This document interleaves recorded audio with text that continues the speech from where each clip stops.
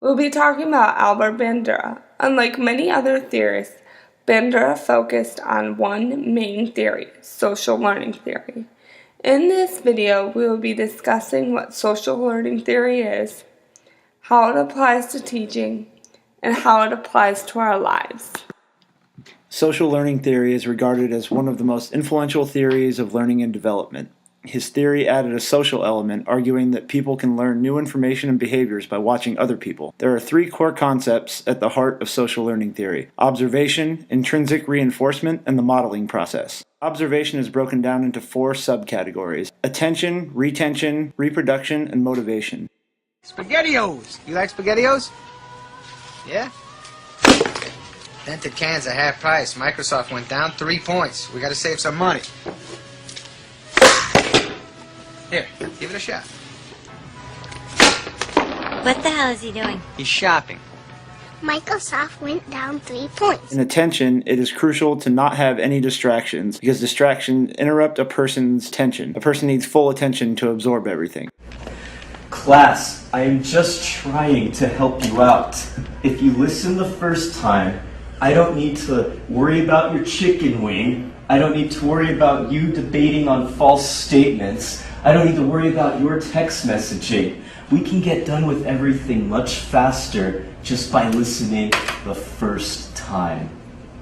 In retention, this delves into the person's ability to store what he or she has learned, whether it's through practice or repetition or something of that sort. Very good, Mike.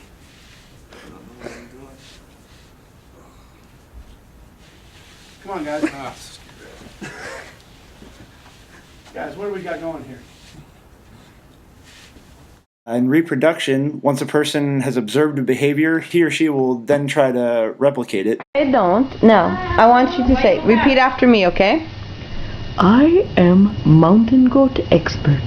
I am mountain goat expert. I know everything about mountain goats.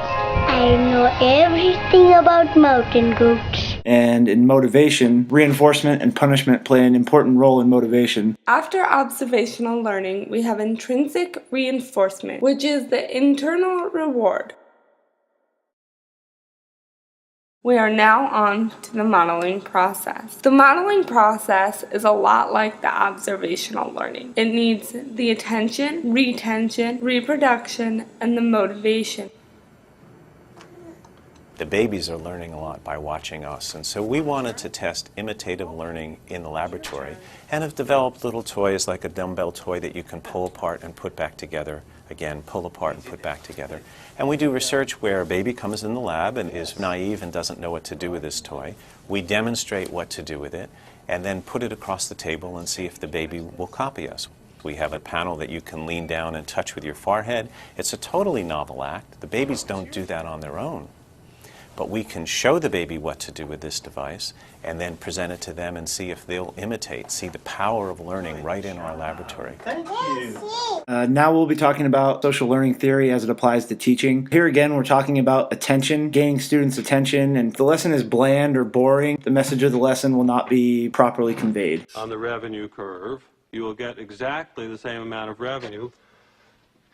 Anyone? Anyone? The Great Depression.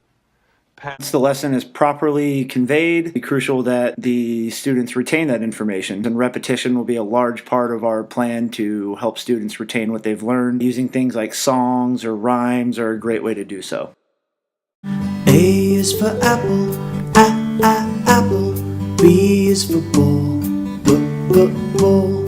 C is for cat, cat. D is for dog, dog. Reproduction stage, I will have the students perform what they have learned from the lesson. Example, homework, motivation. Find something that will reward the students. Great job, Mike. That was perfect form. Serious? Thanks for cooperating. Where's our second? Where's ours? All right, class. Now, we would like to do a reflection of the theory on our lab. One of the best pros about social learning theory is that it gets students to learn visually and in a more tactile, hands-on type of form. Now that we're warmed up again, let's get down, do some push-ups again. like this, just to the ground, and back up. Ready, go.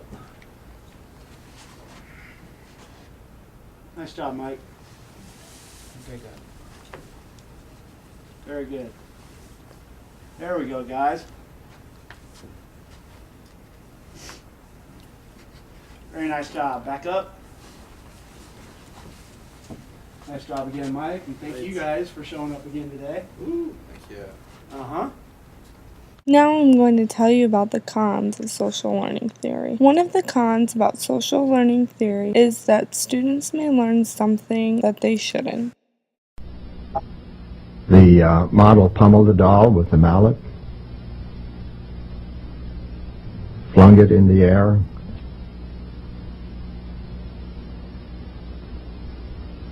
kicked it repeatedly,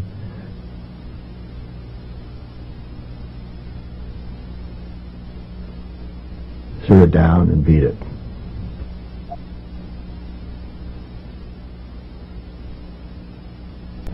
It was once widely believed that seeing others vent aggression would drain the viewer's aggressive drive. As you can see, exposure to aggressive modeling is hardly cathartic.